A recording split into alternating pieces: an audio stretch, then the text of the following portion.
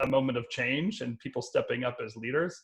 It's very curious to me to know when those moments come. It's pretty interesting to be in one of those moments. All right, I think we're full screen. Is that my cue, Ethan? Well, let's do this, shall we? I am the first here to officially welcome you to today's daily briefing. It is Tuesday, April 7th. Welcome, everyone. Today, our special guest is Kerry Smith, who's a partner at Eisner, a law firm in Beverly Hills. Also with Kerry joining us is Darian Schwartz. He's an associate. They both work at Eisner in Beverly Hills in LA, and we've worked with... Darian's actually in New York City. Oh, Darian's in New York. Okay, cool. Well, good to have both of you representing both coasts with us today. So, Kerry, do you want to say a quick hello? Darian, say a quick hello, and then I'll share a few announcements. Sure. Hi, everybody. Nice to be here for you today. Hopefully, we'll be able to give you some top-line info on what we've been dealing with and experiencing in the last month of COVID-19. So, hopefully, we can enlighten you on some things and help out. Hey guys, I hope everybody is staying safe and healthy, and echoing Kerry's sentiment, happy to be here. Good to have you guys with us. Well, also with me is Mr. Tim Thompson and Mr. Marcel Ziel from State. So we've got quite a set of panelists here today. But let me first make one quick announcement, and that was, what is our announcement? Oh, that I was going to mention to everyone. If you have not made your PPP loan application, Tim, it's fair to say that people need to get those things done because the money is looking like it's going to be depleted from the stimulus. So if you haven't done it, get it done. We can certainly help and offer some advice. I know tomorrow in Confab, we're going to be making sure all of those people have getting their paperwork in. So with that, what are we going to talk about today? Marcel, I want to actually see if I can drag you into this because you were in effect the genesis for this conversation when you and I and Tim were talking about a project that you were about to be awarded, but it was with a new client.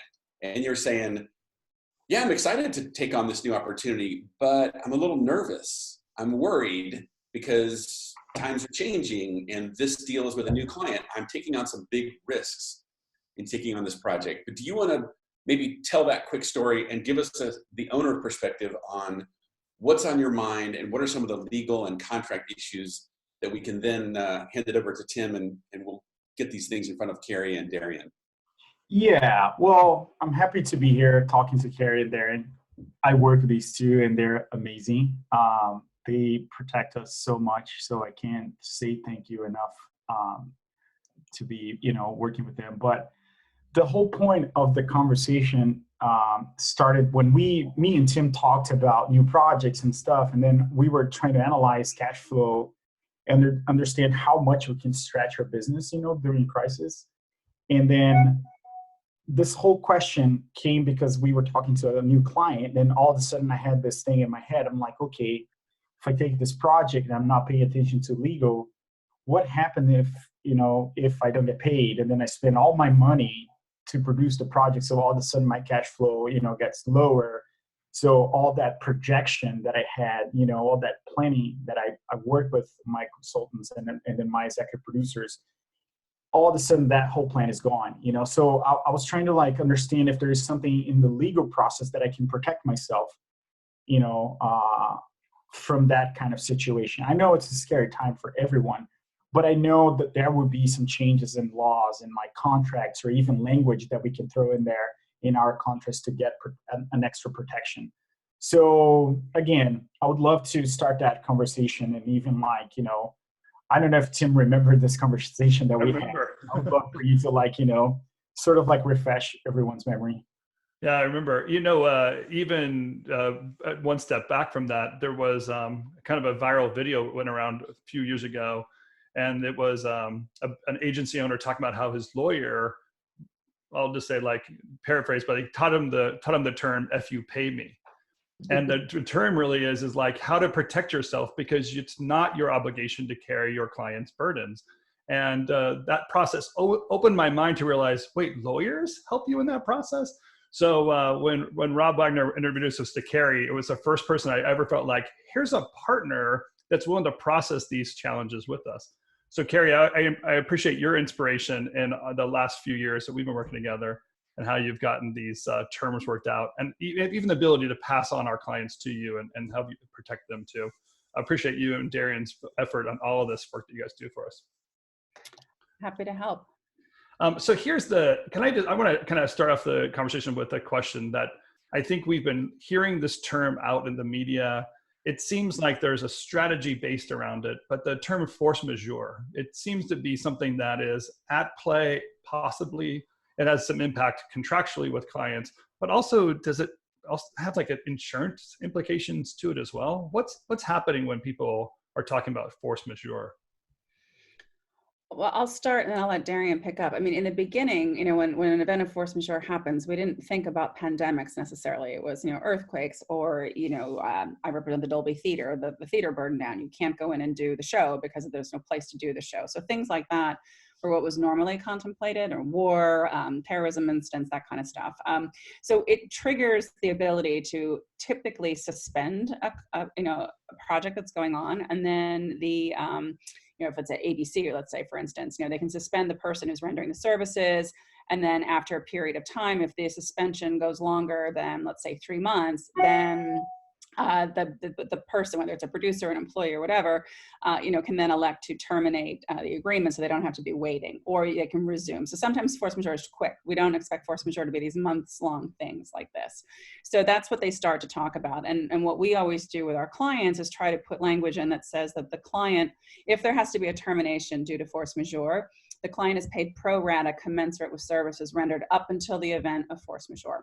So if you've rendered 75% of the work, you get 75% of the money, so that you're not on the hook, plus any expenses. Now you have a duty to mitigate and try to get out of any contracts you can, to not spend money that's not necessary. But we look at that, and we look at our clients, like Marcel, if he's hiring other people, what's in his contracts with those people, to make sure he has the ability to terminate them under an element of force majeure, pro rata commensurate with services rendered, so the cash flow will match up. I know, Darian, if you want to jump in more to what you've been doing lately. Or Darian, let me set it up too, because there's going from what Kerry just said, does that then have implications on the clients you've been representing, and their contracts allowed to be canceled? Is that what the opportunity is? Is like, okay, now force majeure, I can break this contract? And does it create an opportunity to get paid differently under force majeure? You get to capture all the project or a portion of it. Yeah, I can answer this one. So it really depends on what the force majeure clause says. Obviously for our agency clients, a lot of their contracts with, bigger corporations are drafted, by the bigger corporation. So they're going to be protective of the bigger corporation. But, force majeure, it's this Latin phrase, but essentially, it is just a termination cancellation provision, in the event of, an act of God. So, how it affects our clients and what we try to do for them, is to make sure they're protected just as they would be, in the event of a termination provision. It's unlikely that the client will be able to call force majeure and cancel their services. But to make sure that if, the bigger corporation hiring them does call force majeure, that they are, entitled to a pro rata portion of their fee, and also, any out-of-pocket costs in connection with that cancellation. And in addition, they typically, with force majeure, can suspend or hold somebody for a while. And what we try to get for the client is the ability to terminate, because, let's say, it's going to go for 2 months on that project, but you have another project coming up. You want to be able to terminate, get your money, and move on to the next project, so they don't start up production in 2 months and now you've got an exclusivity problem or another thing you're working on. So it gives you some flexibility to move things around so that you don't get caught. And does it trigger an insurance moment where you could have an insurance policy that would protect you from force majeure and therefore get coverage for expenses or get coverage for a project? It depends. We've already gone out on a couple of shows we were working on where we represent the production company for some television programs and specials, and they reached out, for production costs that were lost. So it depends on the insurance policy that you have, and if there's certain levels of insurance that are just too expensive to do. Like I remember doing Obama's Democratic National Convention a few years ago, and so the first one, I'm sorry, I did both. Anyway, there were threats on Hillary Clinton's campaign when she was still in the running too, about a terrorist attack on her offices. And so we were trying to think about, could we get terrorism insurance? It was so expensive. It was more expensive than, the $100 million budget we had to do this project. So there's certain elements that, if you want to get insurance for force majeure, it's like trying to get, travel insurance right now that says like, I'm going to get reimbursed if I'm going to go somewhere and there's a pandemic. You can't get it. And if you could, you couldn't afford it. So depending on what you had going on, you got in. But now, COVID-19 is known. So it's almost like a pre-existing condition on insurance. So your insurance policy is to have somebody make sure that force majeure provisions are going to protect you, so that at a minimum, you have no out-of-pocket costs that you're lost. You get paid commensurate with the services that you've rendered. And in some instances, we try to get some clients pay or play. I had a couple clients that did have pay or play on some projects they were doing. The show didn't happen. It got very close to the end. And we, were able to get the clients paid in full. So it just, your insurance policy is just being smart about the provision and making sure that somebody's looking at it, what it means, because it does get triggered. And for a while on this thing, we weren't sure that the coronavirus was going to rise to the level of force majeure. Right. Because for a period of time, an artist might say, I'm not going to come do that conference. I'm not going to go play at Coachella because I personally am worried that I might get sick, but it's still going to happen. And that artist didn't go, not force majeure. So then it got a little bit higher to the point that, okay, now it's called a pandemic. Then, of course, we had the government shutdowns. That then is definition force majeure. But we started putting into contracts a month ago, COVID-19 shall be deemed an event of force majeure for purposes of this contract, so that we could protect clients that were in the middle of stuff to get them paid. So we were just on top of it as it evolved, trying to think of whatever we could. And it helped. Question for you. If, say, if I'm an owner of a studio or production company, if you were just going to net it out and say, here's what you need to know or think about moving forward in light of how force majeure may be changing, what would you say? Darian, you want to do that one? Yeah, sure. I just think that you need somebody to read over these provisions. Like at this point, Kerry and I have probably collectively looked at over 100 different force majeure provisions, and they all say something different. So if you have somebody advocating on your behalf and making sure that the force majeure provision is protective of you and broad enough to encompass, epidemics and the liking, that's the most important thing. Obviously we can't give specific legal advice unless a client is engaged, but overall, that would be our advice, just to have somebody in your corner who's seen a lot of these provisions and knows how to effectively, mark it up in your favor. And I think to just add to that, a lot of people get concerned, like lawyers, it's expensive, it's crazy. The fee, we're only getting, a $50,000 budget. Our fee's only $5,000. We can't pay a lawyer $10,000. It makes no sense. Just because a lawyer's looking at it doesn't mean it's going to take 7 hours. We look at so many of these that we can get them through them really quickly.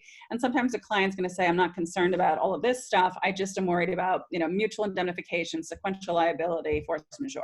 So, okay. Kerry, you have so many legal terms.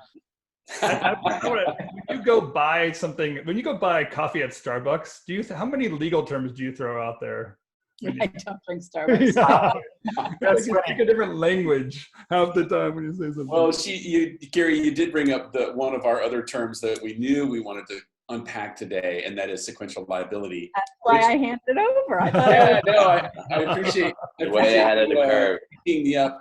Okay, so for everyone's benefit, I'm just going to give the idiot's version of it, because I always just call it, it's the you don't get paid until I get paid clause, right?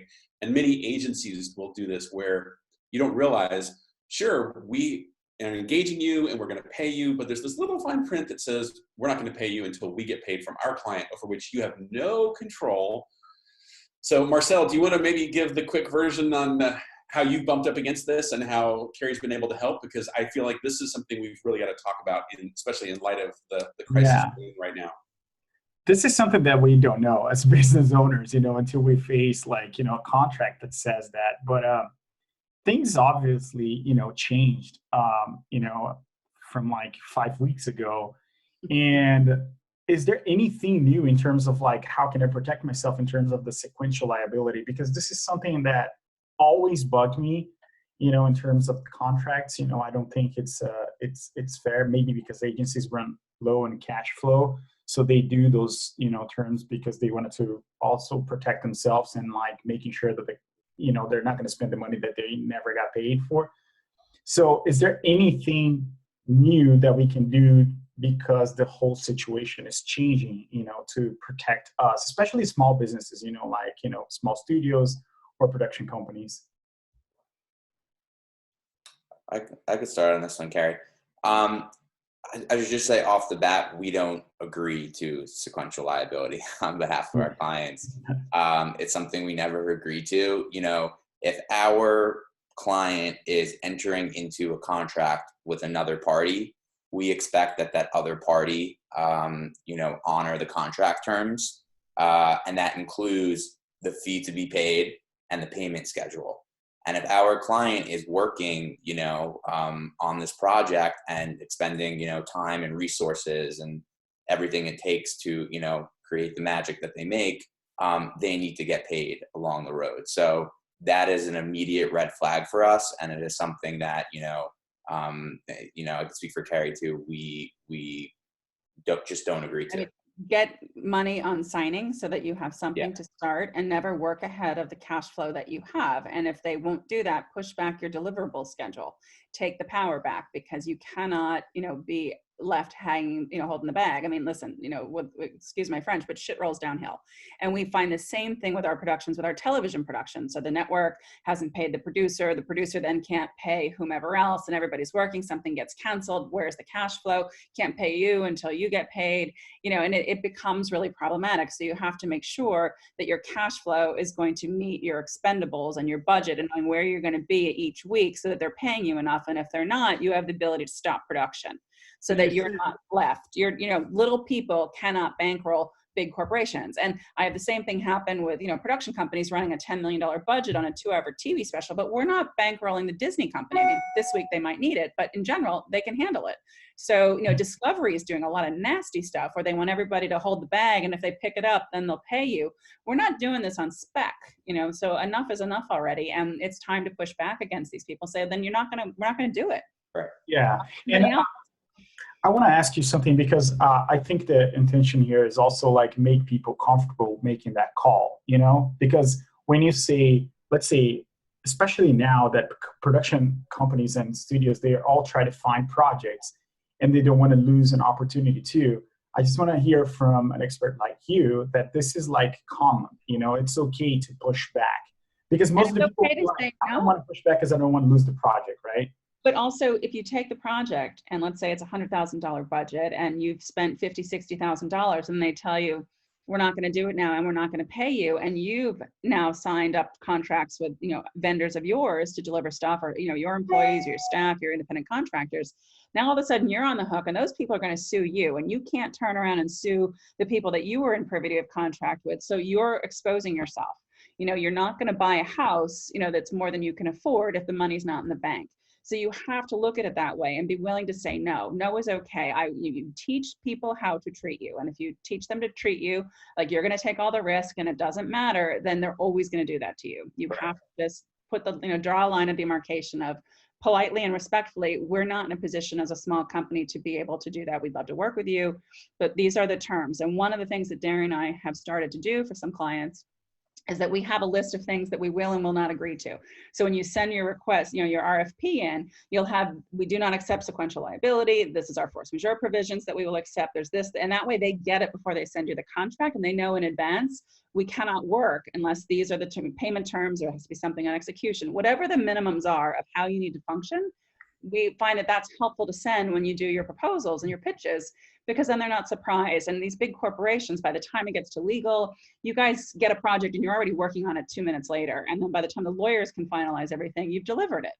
So getting out in front of it is better. And yeah, that is so cool to hear you being proactive in that way, because you just described the reality for so many firms that, well, we want the project, so we're going to get started and it's all going to work out. And then it's sort of too late. do you have any basic simple language for, let's say it's a production company, but you're working with a creative, right? A creative person is engaging you, and now you have to bring up this tricky subject called, who do I talk to about these legal items? I don't want to put them on this creative person at my client. Do I ask to speak to his legal department? I mean, where do you begin? Darren, do you want to start? I mean, sometimes we just attach stuff to like an invoice or a, or a Yeah. proposal or a Yeah, term, and it's and not then they mean sign or it as a part of the invoice. it's part of the document you're giving. So it's not mean or nasty saying these are the things we need, or it's just a simple kind of list of bullet points, and Kerry and I do that for, all of our clients. And then also, a part of the benefit of having a lawyer is, for lack of a better term, having somebody where you could put the blame on and say, oh, our lawyers really require us, not to have sequential liability. And then we could be the bad guys. We're more than happy to do that for our clients. Yeah, what works out nicely with that is that, the client, Marcel can say to, Studio A, listen, this is our lawyers. They don't back down on it. Do you want your lawyer to talk to our lawyer? No, never mind. They sign it and then they move on. And then if you have a problem later, say, you signed the invoice. This was all here. We spelled it out. It's not spelled out in really crazy legalese. It's just, these are the elements that have to be in the contract. So, we've been trying to find ways to very nicely approach this stuff so that the clients aren't squeezed every time. Some of the way you guys talk, you make it sound very easy, but I feel a lot of people facing that client relationship are really looking for, they're concerned, I guess, that if they push too hard or they ask for something, they're going to be counted out while other people are, being accepted because they're not pushing back. Ask Marcel to speak to that because we worked with them for 3 years now. And, tell them your experience on how it's worked when you did start to push back a little bit. I had a few cases where, all of my contracts go to the lawyers, Kerry in there, and they take a look at everything. So we never sign, even small things, we always ask them to take a look because protection is key. You don't think that sometimes, you trust the client, you had a great call and everything, but it all comes down to what's in paper, what's signed, so everyone is nice until on the first call, but then things can change. I had a case here, I'm not going to mention any names, but that we were working on a project and then all of a sudden the company was sold to another company. And then when the new company bought that little company, what happens is they stopped every marketing, action that they were doing. They put a pause. They were like, we got to refocus the whole marketing strategy of the company. And then all of a sudden I was already in the project. And then all of a sudden they call me, they say, oh, okay, so this project is now on hold. It's canceled pretty much. And there was a lot of back and forth. So that language, that, that contract and everything, it's so important because all of a sudden everything is going well. And then we get this, new thing that can destroy your cash flow, or even your company, can hurt you financially, So it's like that, taking risks, of course, but I always go back to what the lawyer is saying because they're trying to protect you at the end of the day. It's protection is key. It's like analyzing the risk, and then they can say, you send the contract to the lawyers, they can take a look and come back to you and say, you know what, I think these are my comments, but at the end of the day, it's up to you. If you want to sign, the risk that you're taking because they're telling you which risk you're taking. So, but I find that it's, I don't want to learn about legal. I think these guys are pros. So that's why I'm like, okay, here's a contract, send it to them, so they can take a look and tell me if I should sign or not. And there are times that clients will say, listen, we like this client, we trust them, we're going to let this one slide, we're going to be okay. All right, but we've let them know what the liability might be, and we don't spend more time on it than is required because it gets expensive. So we're not looking to hammer out long forms and make things really complicated. We try to make it seamless and affordable and helpful for the client, as opposed to just that scary abyss of lawyers and hours and chaos that is why people don't call lawyers. Kerry, I'm glad you said it because I know that so much of what we're talking about really is navigating relationships. I have a good friend, Tony Cadillac, and he's constantly reminding me that the sales and marketing process always involves reaching out to people one-on-one and knowing that relationships are key. And this part of the conversation is a very relationship-driven method too. But I do think that there's a mechanism of like David versus Goliath also, and trying to really protect yourself through that process.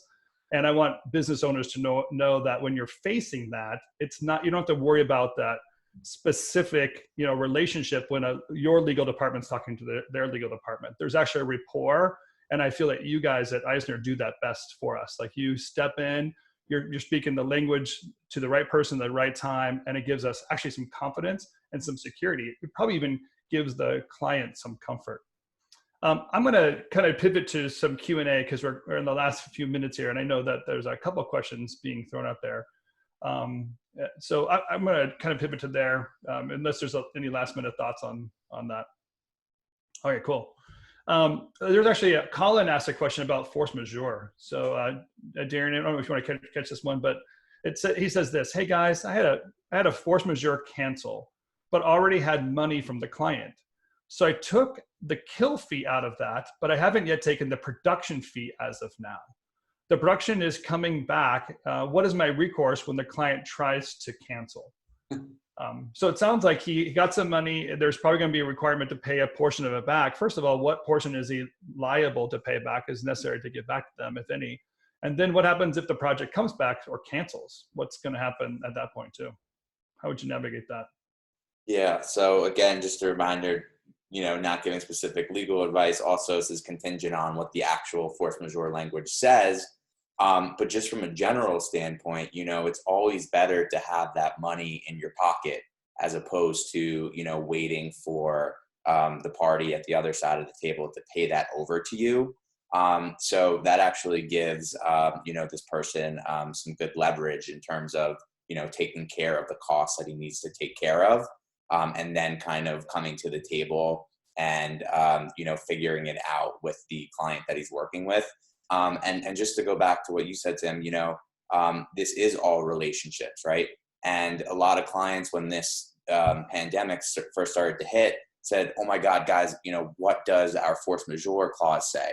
And, our first instinct is we could tell you what the force majeure clause says, but at the end of the day, it really comes down to you sitting at the table with your client and coming to terms, okay, how are we both going to come out of this, on a win-win scenario? So that's always important. You're so right. The relationships matter so much. I love that, because to think that your contract actually allows you to continue to negotiate, even to show grace and favor in that process, that's what you're looking for. You want things to slow down and open up those items. I think to add another element to that, which was the second part of that question from Colin, was, what happens if it starts again or it terminates? If it starts again, and let's say you've rendered services, and let's say the contract said you'd get paid pro rata, meaning like, however, if you did, 3/4 of the work, you get to keep 3/4 of the money, and then technically you'd be responsible for returning the balance of it. If you start up again, but let's say, you can't just start where you left off to continue, you've lost momentum, or you've got to re-engage other people, or there's more expenses now because it's changed, or you don't have the editing studio anymore, there's other costs. That's when you open up and you have that approved overages provision, so that you can then re-enter into it. You say, okay, but now because I had another project that I have to get rid of that I was relying on, or I've got to do this, or I've got to do that, we need a different fee. We don't need to be paid all over again, but we have clients that had shows that were out there that canceled. They were well into it. Now or they've suspended, right? So they're going to re-engage later. We're not going to get paid our fee all over again. We'll take some of what we did to credit towards it, but we're going to need more money. So we go in and we talk to them and we say, all right, if you want this is what it's going to be. We're not trying to take advantage or screw the client, but it's just not feasible that we just start making widgets and we stop, and then you turn the machine on again and the widgets come out. There's humanity involved in this. Well, I got a follow-up question to that a little bit too, Kerry, but, and there's a private question someone asked, like, when do I know it's too late to open up that conversation? I think what they're asking is, hey, if I don't have the provisions in my contract, or I don't have all that stuff clearly worked out ahead of time, can I still go to the table and negotiate this? Sure. Does a pandemic even give us a different, so you say, sure, how does that work? I think there's a level of humanity across all of this. Everybody's trying to help each other out. Listen, we're all in this together. We all want to get back to work as soon as we can. You know, the entire planet. This isn't just a state like an earthquake or a hurricane or something that comes in. This is everybody everywhere. So we all have the same vested interest. So can we have a conversation about what's going to happen if this picks back up? Can we have a conversation if after 2 months the governor still keep it shut down and you decide to abandon the project? We put in this much work. We really feel we should be paid this part of what our fee was. Now, some of you bury your fee in the overall project and you don't want to disclose, you get 10%, 2%, 6%. But if the fee is delineated there and you know what your hard expenses were from them engaging you, they have to reimburse you. And almost all these contracts from all these corporations are going to have force majeure in there. And the language is probably not going to be that harmful to you. It's there to help the person who's hiring you, but by default, I think Darian would agree, often the language says that they've got to pay you only for your expenses, you know, your services rendered at that point. What they're trying to get away from is saying it's not pay or play. We don't have to pay you in full. We get to mitigate. But then mitigating means you get at least paid for what you did and what you laid out. Yeah, what I love what you just said is, and this is my big takeaway, there's humanity in all of this. And really what we're talking about here is, although we're approaching it from a legal point of view, that contract, the language, the conversation really is about creating a win-win opportunity. So even negotiating in a contract or out of a contract, the same relationship ideas take place. And I think a lot of people imagine lawyers just fighting it for you and the idea of only a fight. I think actually it's a collaborative nature. Working towards success is really the overall goal. Always. You never want to go as a lawyer to a deal feeling like one side didn't win. Everybody has to feel like they won, and then everybody walks away and everybody's happy. Most of our relationships, even when it's, you know, an adverse relationship, you know, negotiating a complicated talent deal, we start as friends with the other side and we end as friends with the other side, because we're going to go back to that table for that same client or 7 other clients. So Darian and I don't have bad relationships with any other lawyer.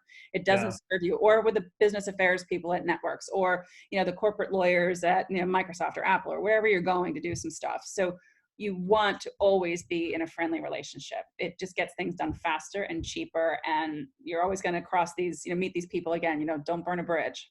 And that's why our encouragement at RevThink is to bring on professional entertainment lawyers, right? That ongoing relationship you have for the client specifically, but other people you represent or other tables you sit out, that's all playing in our favor. Well, thank you. One more element of it that winds up being helpful is, like, we had a particular editing studio that we've seen a contract come across for 5 different clients this week, Darian, same contract for 5 people. We're like, you know what, just give them the Eisner notes, get through it. It's pre-negotiated at this point. We can look at the 5 minutes, and we don't charge the hour that it would have taken normally to read it, because we've just read it like 6 other times. So it does help when you have, you know, ongoing relationships at places and you've seen the documents before. I love it. Yeah, well, I should wrap us up here. We are at our half-hour point. I will just say a couple good takeaways there to both. Thank you, Kerry and Darren.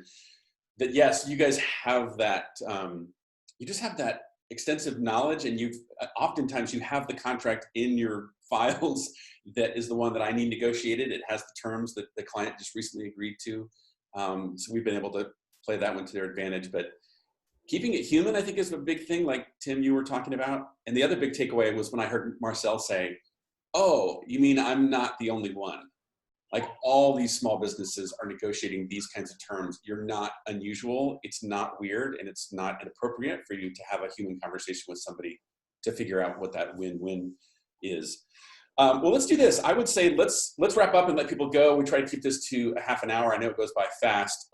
Kerry, if you and Darian have a minute more to stick around, we'll kind of keep the conversation going. But let's let people sign off that need to sign off and get to a meeting or a call. So Kerry, please accept our thanks. Darian as well, accept our thanks, and then we'll continue a couple questions and stuff that we've got beyond the half hour. Yeah, thank you, everyone. I appreciate you. Okay, let's see. Let's go a little further, and just for anyone that's hey Joel, with us. Can I just jump in before I go too far? I know Kerry and Darian both have a large project that is overwhelming them right now. So let's just leave this open maybe for 5 more minutes, and then we can let them go do their day job. Okay, got it. Cool. Tim, did you see this question from Tony or the comment? I've been sitting here talking, so I haven't had a chance to read it yet. Hey, sure. Our good old friend Tony Cadillac, he just said this, and this probably reiterates what you've been saying too. He says, I only have one comment based on what I've heard. Don't try to do the job that your lawyer should be doing for you. It's money well spent. So maybe that's even just a commercial for you guys and what the benefit is. But I'm sure you often find people trying to grab something off the internet, do something on LegalZoom, trying to keep it on the cheap. And we know it costs more, right?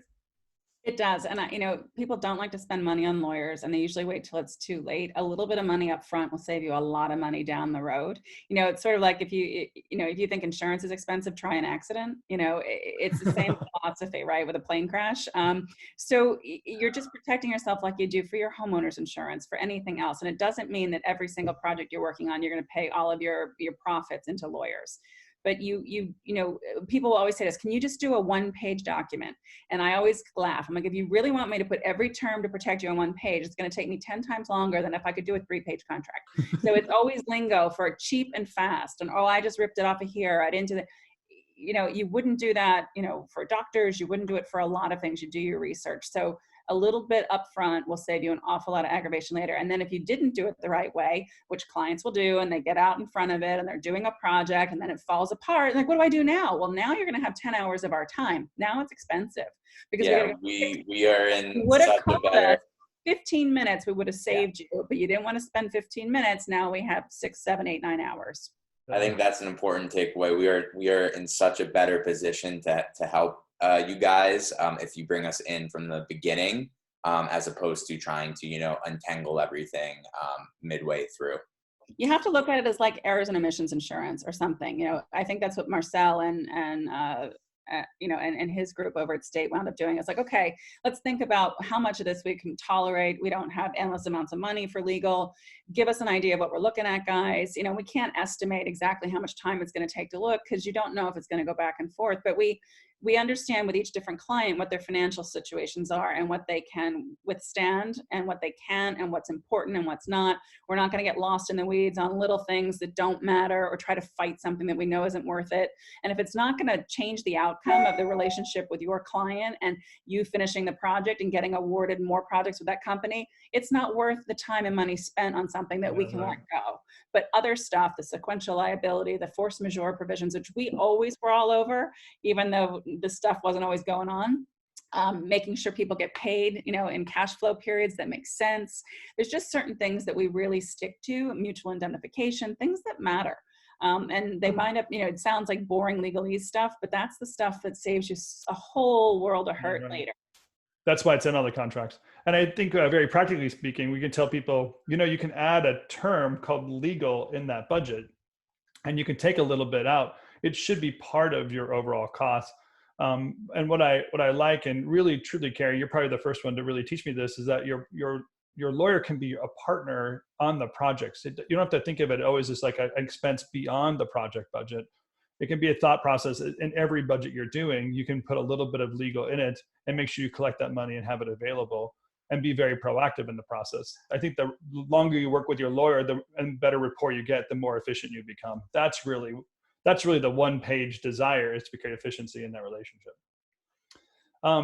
Okay, those are probably all the kind of outstanding comments and thoughts. I can't thank you guys enough for jumping on and being part of this. I know you have a very busy schedule, so to even just give us this 40 minutes has been really great. Thank you very much. We're really happy to help everybody. If I can just say one last thing, there's a lot starting. I know everybody's sort of like, in suspension mode. Last week, things were a little quieter. Darian and I got hit with 3 massive projects in the last 4 days. Everybody else is talking about stuff. There is content to be created. Everybody's figuring out the new normal business for all of us. If we can all figure out how to do it remotely, and we all are, as we see, it's going. And I think the news is positive that work is going to come our way, all of us, all of you. Get creative, think about stuff that's out there, pitch stuff, do stuff. Everybody's clamoring for ways to have content, one way, shape, form, or another. Reach out to all your old colleagues. It's there. We're seeing it. It's right there. I mean, it's been nuts. Yeah, absolutely nuts. Absolutely nuts. And we look forward to working with some of you in the future. And it was, such a pleasure talking to everybody. And we should do more of these in the Stay future. safe. Stay home. Thank you. I just put a link to Kerry and Darren in the chat for Zoom. We'll make sure we put that in our Slack channel as well, so people have access and information for you guys. Thank you, all the people at Eisner that allowed us to steal this time for you guys as well. We thank you so much for allowing us to do that. Joel, you want to bring us home? Yeah, well, Tim, I know you're going to mention another thing about Chris Sloan's charity that he's doing, but my only final comment is just simply, I was so encouraged by what you just said there, Kerry, because it's this optimistic posture that says, hey, the best way to deal with the future is to create it, which we, of course, wholeheartedly agree with you and believe. So thanks for sharing that, ending on an upbeat note and giving people a sense that there is hope and a lot to move forward with. Tim, why don't you share your final thing and then hand it over to Marcel, and then we'll sign off. Yeah, just remember the Awesome Foundation is matching all grants and donations you're doing to your favorite nonprofit. So make sure you reach out to the Awesome Foundation, Chris Sloan, and begin that to match your contributions. Honor his kids and the work that they're doing at Awesome by doing that. And if you need a foundation to match, the Cystic Fibrosis Foundation, Cure for Kate is what I'm standing up for. So if you want to join me, that'd be great. Cool. Marcel, Well, yeah, I just want to say thank you for Kerry and Darren to be here with us. I love the last, that encouragement. I can see the same thing myself. There's a lot of movement, now. Been in calls since 8 a.m. in the morning. So I feel like it's gonna get better. Just keep working hard. And I just want to say again, thank you guys for your time. Share some of the thoughts, encourage people to keep going. I think that's the spirit. Thank you so much. Thanks, everybody. Yeah, you're great. Everybody. Great. Well, thanks again, Kerry, Darren, and we'll see you guys tomorrow. Thank you.